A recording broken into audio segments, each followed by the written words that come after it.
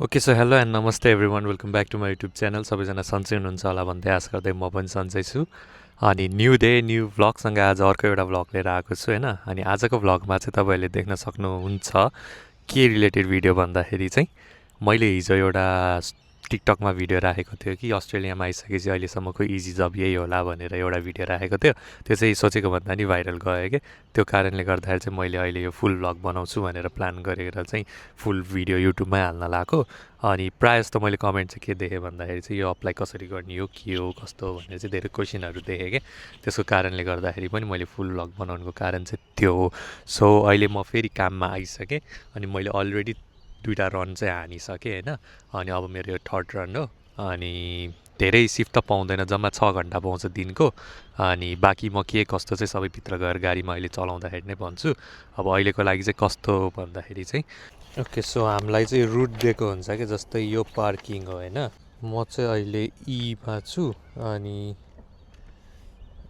त्यो पछि कसरी हुन्छ भन्दाखेरि चाहिँ दुईवटा रुटमा हुन्छ दुईवटा रुटमा मेरो चाहिँ कता कता जानुपर्छ भन्दाखेरि चाहिँ म चाहिँ रुट बी हो यो ईमा गएर ईबाट यता आएर यहाँबाट एमा जाने अनि एबाट बीमा जाने बीबाट फेरि यता सीमा जाने अनि सीमा गइसकेपछि फेरि यहाँबाट फर्केर आएर डीमा अनि फेरि यहाँ पुगिसकेपछि इन्ड हुन्छ क्या अब यो कसरी हुन्छ भनेर चाहिँ म अहिले गाडीमा गएर देखाउँछु तपाईँहरूलाई अनि रुट चाहिँ यसरी फलो गर्नुपर्छ अनि बाँकीको यो यताको रुट चाहिँ अर्को गाडीले गर्छ होइन त्यो भनिसकेपछि मेरो एउटा रुट उसको एउटा रुट हुन्छ अनि काम चाहिँ इजी नै छ क्या कसरी हुन्छ भन्दाखेरि ठ्याक्क 12 बजे सुरु गऱ्यो भने अर्को रन 12:30 अर्को रन 1 अनि 1:30 2 2:30 त्यसरी हुन्छ अनि सकाउनलाई चाहिँ हामीलाई 30 मिनट्स दिएको हुन्छ एउटा रुट सकाउनलाई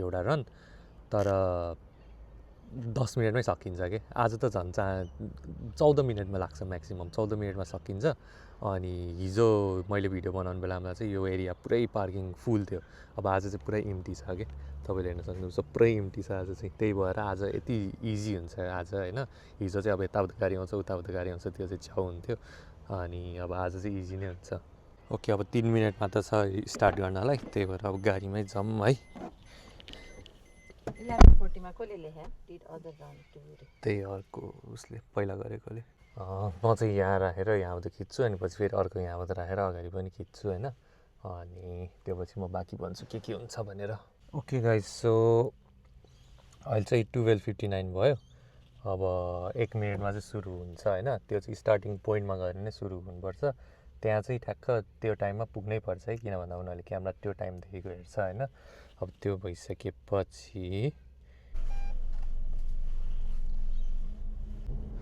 ओके सो हाम्रो स्टार्टिङ पोइन्ट चाहिँ त्यो राउन्ड अबाउटबाट हो क्या ओके सो यो राउन्ड अबाउटबाट चाहिँ हाम्रो सुरु यहाँबाट यता गइन्छ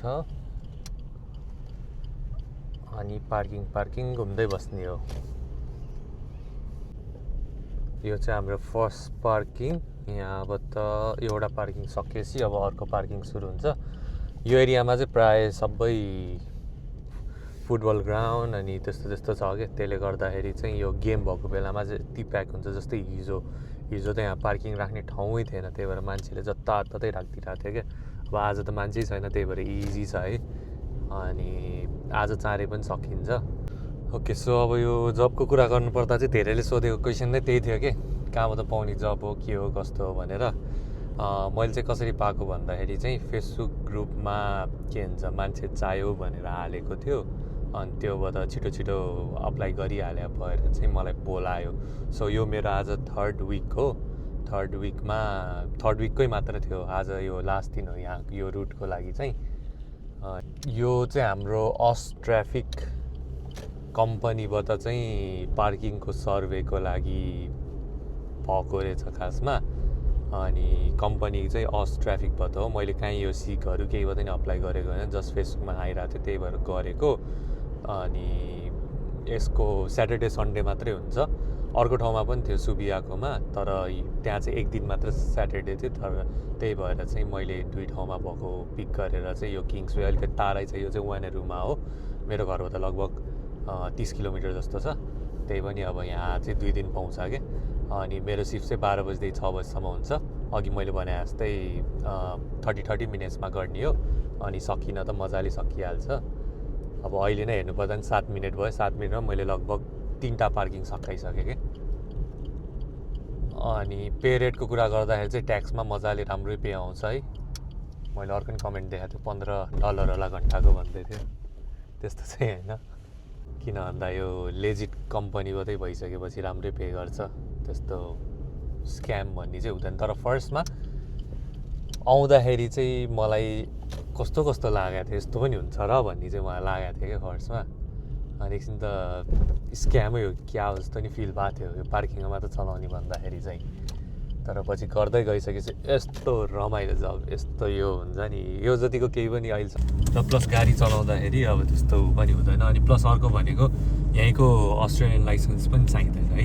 मैले चाहिँ इन्टरनेसनल लाइसेन्स दिएर पनि भयो भनेपछि अब सबैको त्यो पनि त्यही पनि होला। अब अप्लाई नै गर्ने हो भने एकचोटि अस ट्राफिकको वेबसाइटमा गएर यसो चेक गर्दा हुन्छ। मैले चाहिँ गरेको छैन अहिलेसम्म, अब गएर चेक गर्दा अब त्यसमै अब मेलहरू पठाएर हुन्छ कि त्यस्तो केही काम छ भने। किन भन्दा यो मात्र होइन कि यो ट्राफिक म्यानेजमेन्टको कामहरू चाहिँ इजी नै हुन्छ कि, बाटोमा उभिएर साइन स्टप गो भन्ने पठाउने, जस्ट फिजिकल त्यति हुँदैन।